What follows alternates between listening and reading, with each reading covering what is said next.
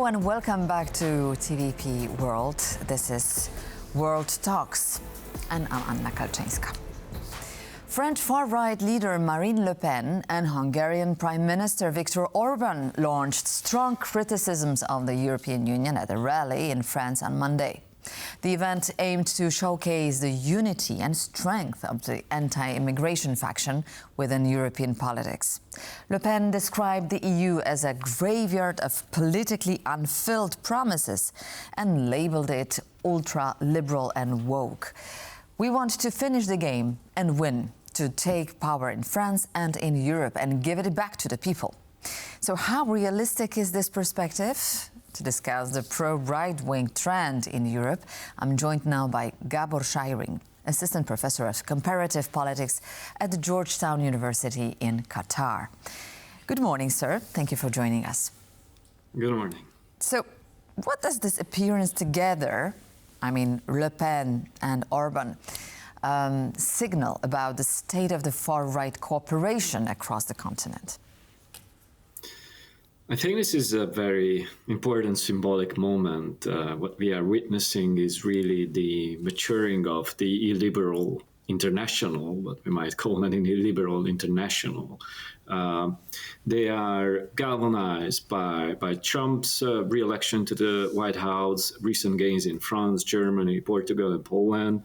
And they are on the attack. They are aligning their framing, showing mutual support to each other, and trying to demonstrate their dynamism as the key challenger against what they frame as the globalists of Europe. And France is a crucial state from that perspective. A very visible clash during the presidential elections is very useful for that kind of dualistic framing again, with globalists on the one hand and the nationalists on the other. So this is very important for the liberal right-wing alliance in Europe. Well, the leaders come from different national contexts. Hungary, Viktor Orban; Italy, Matteo Salvini; France, Marine Le Pen. Yet they appear united. So what are the key ideological threads that link them, and where do they diverge in terms of policy? So they are aligned on the usual fronts against immigration, as perhaps was one of the most important topics at the meeting in France. They are also aligned in a sense of arguing for a significantly more decentralized Europe, a Europe that is weaker and not moving towards any more political integration. They want to delegate as much political decision-making as possible to nation states. And they are very much aligned on their culturally traditionalist radical right-wing reading of the world today, from gender ideology through migration, sexual minorities, all these typical radical right-wing issues.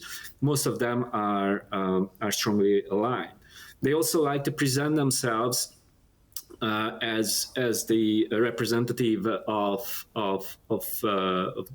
working people, which is a clear misunderstanding.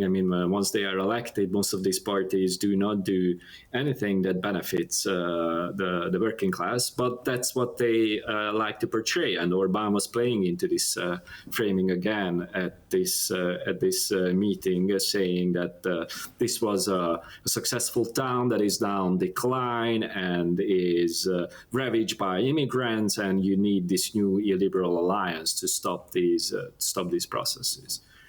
So these are the most important similarities, I would say. And the divergences? I think one of the most important divergence is their relationship to Donald Trump and U.S. foreign policy. Countries such as France are more skeptical about Donald Trump and more willing to position themselves in an openly critical way towards U.S. neo-imperialist politics. Orban is clearly one of the most important symbolic allies of Trump and Trumpism in the EU. And there are smaller divergences also with regard to Ukraine and Russia. Orban is well known as the most important kind of ally of Putin inside the EU.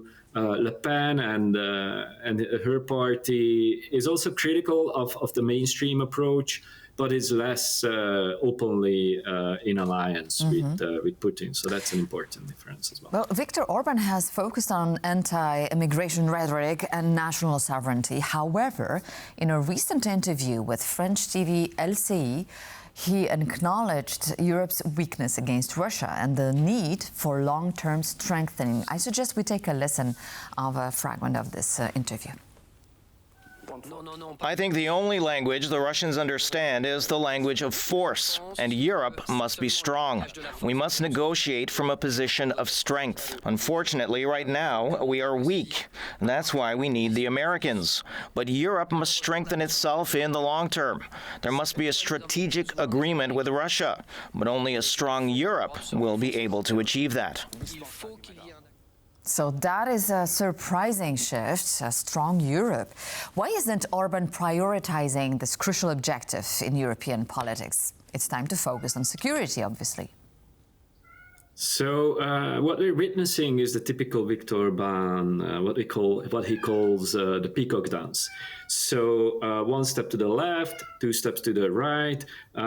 He's always trying to maneuver political powers. So he would never want to very openly position himself on the side of Putin. Although that's how he comes across, he also always tries to maintain the possibility of staying inside the European Union, at least as long as he's receiving financial support from the EU. Plus, he's also signaling his intent of kind of acting as the bridge between Brussels and DC. So that's also a part of this statement. And when it comes to military and security, these are issues that it's easier for an illiberal politician to agree on with the mainstream of the European political center. You've mentioned it before, that those right-wing parties are trying to reach to the working class and give the power to the people. But given the nationalist agendas, how does Orban or Le Pen reconcile calls for unity among far-right European parties with their resistance to pan-European institutions? So that framing of kind of representing the working class is really important constitutive element of this economic nationalist program. They are arguing for breaking with this globalist agenda that is hurting people, and they are connecting global economic integration with global political integration. So it's always a dual criticism of economics and European and international migration policies. So that's their most important appeal, trying to kind of link economic suffering of left behind areas to the issue of immigration. And unfortunately, in a situation where many countries have either very weak left-wing political scene, or if there's a left, they kind of lost their touch with their working class base. This is working in many cases. Now, France is again an important exception from that perspective, because we've seen in France the coming together of a new left-wing alliance, and they in fact organized a counter demonstration during this radical right-wing meeting the other day. So it's also showing that there is a kind of counter movement against this illiberal project in some cases. So I think it's going to be very important to watch how this clash between the newly reorganized French left and the radical right is going to play out for the hearts and minds of everyday working class French people. Definitely. Also, there's another question whether the mainstream parties are doing enough to counter those voter concerns, but that's subject to a different interview. Thank you so much, Gábor Scheiring, Assistant Professor at Comparative Politics at Georgetown University, Qatar. Thank you, sir, for joining us. Thank you very much for having me. Thank you for watching World Talks here on TVP World. See you soon.